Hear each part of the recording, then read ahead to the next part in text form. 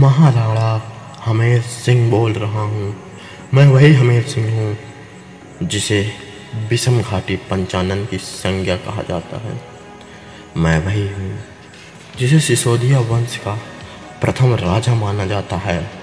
मैं वही हूँ जिसने मेवाड़ में राजपूतों की स्थापना की। मुझे ही मेवाड़ का उद्धारक भी कहा जाता है, क्योंकि मैंने ही मेवाड़ में बसे मुस्लिम सत्ता को हटाकर अपने लोगों को बसाया। मैं वही हूँ जिसने चित्तौड़ में मुस्लिम सत्ता को उखाड़ फेंका।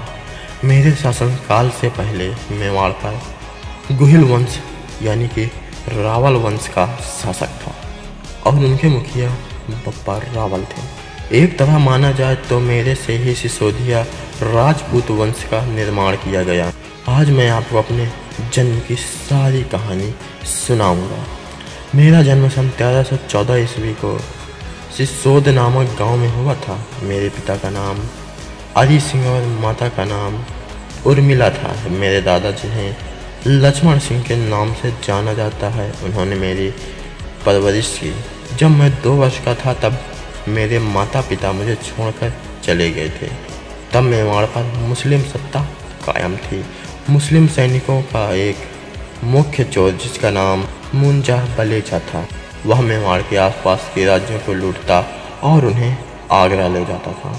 एक बार एक राज्य को लूटकर जा रहा था कि तभी एक बालक ने उसे पीछे से आवाज़ लगाई और वह रुक गया। उस बालक ने उसे युद्ध के लिए आमंत्रित किया, लेकिन उसने सोचा ये एक बालक है, ये मेरा क्या करेगा। तभी उसने अपनी तलवार से उस चोर का सिर धड़ से अलग कर दिया। वह बालक और कोई नहीं था, वह बालक मैं ही था। मैं ही आगे चलकर महाराणा हमेर सिंह बना। मुझे युद्ध और रण कौशल की शिक्षा मेरे चाचा अजय सिंह दे रहे थे, जिनमें गोरिल्ला युद्ध प्रणाली सबसे प्रमुख थी। और मैं धीरे धीरे बड़ा होने लगा। उस समय मेवाड़ का शासक मालदेव सोनगिरा था, जो अलाउद्दीन खिलजी का सेवक था।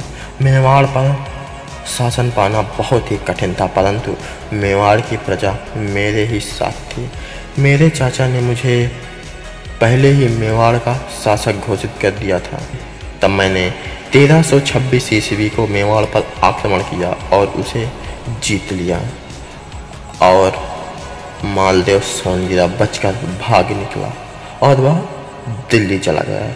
लेकिन फिर भी मैंने उसके पुत्र जयसिंह को कैद कर लिया और यहीं से मेरे विजय अभियान का आरंभ होता है। इसके बाद मैंने चित्तौड़, मारवाड़, अजमेर, बूंदी और बिजोलिया जैसे राज्यों को मुस्लिमों के अधिकारों से आज़ाद कराया और मैंने मेवाड़ के आसपास के 80 बड़े ठिकानों को जीत लिया और अपना शासन शांतिपूर्वक चला रहा था। उधर दिल्ली ने एक नए शासक को जन्म दिया जिसका नाम सुल्तान मोहम्मद बिन तुगल था। सुल्तान मोहम्मद बिन को मेरी लोकप्रियता सहन नहीं हुई, इसलिए उसने 1336 ईस्वी को अपनी विशाल सेना के साथ दिल्ली से रवाना हुआ और 3 माह का सफ़र तय करने के बाद मोहम्मद बिन तुगलक सिंगोली नामक गांव में आ पहुंचा और लंबे सफ़र से थके होने के कारण वहीं विश्राम करने लगे।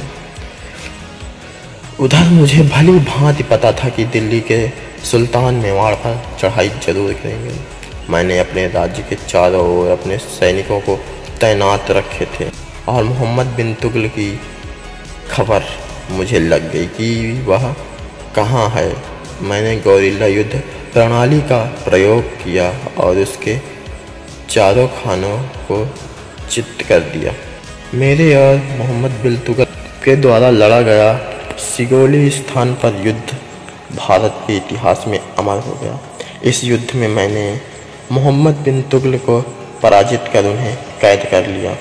मैंने उसे लगभग 6 माह तक कैदी बना रखा था।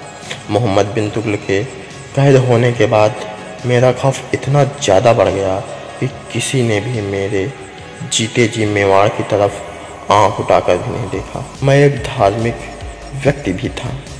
मैंने मेवाड़ पर केसरिया ध्वज फहराया और साथ में कई मंदिरों का निर्माण भी करवाया, जिनमें से प्रमुख मंदिर अन्नपूर्णा माता का मंदिर माना जाता है, जो चित्तौड़ के किले के ऊपर स्थित है। युद्ध में पराजित होने के बाद मालदेव ने मुझे नीचा दिखाना चाहा और मुझे नीचा दिखाने के लिए उसने एक विधवा स्त्री से मेरा विवाह करना चाहा, जिसका नाम सोगरी देवी था। मैंने उससे विवाह तो कर लिया, लेकिन फिर मैंने विधवा स्त्री का पुनर्विवाह प्रथा को चालू कर दिया। मेरे एक पुत्र था जिसका नाम क्षेत्र सिंह था। मैंने अपने जीवन काल में ही उसका रण कौशल देखकर उसका राज तिलक कर दिया था। कुछ समय बाद मैं अस्वस्थ हो गया और 1364 ईस्वी को मेरी मृत्यु हो गई। तो मेरे प्रिय दर्शकों, यह थी मेरे जीवन की कहानी। इतिहास में भले ही राणा हमीर सिंह का नाम ना हो, लेकिन वास्तविक रूप से ये एक ऐसे योद्धा थे जिन्होंने मेवाड़ को मुस्लिम सत्ता से मुक्त कराया और मेवाड़ को स्वतंत्र राष्ट्र बनाया। महाराणा हमीर सिंह के इतिहास के बारे में आपका क्या विचार है, कमेंट में जरूर बताएं। जय हिंद।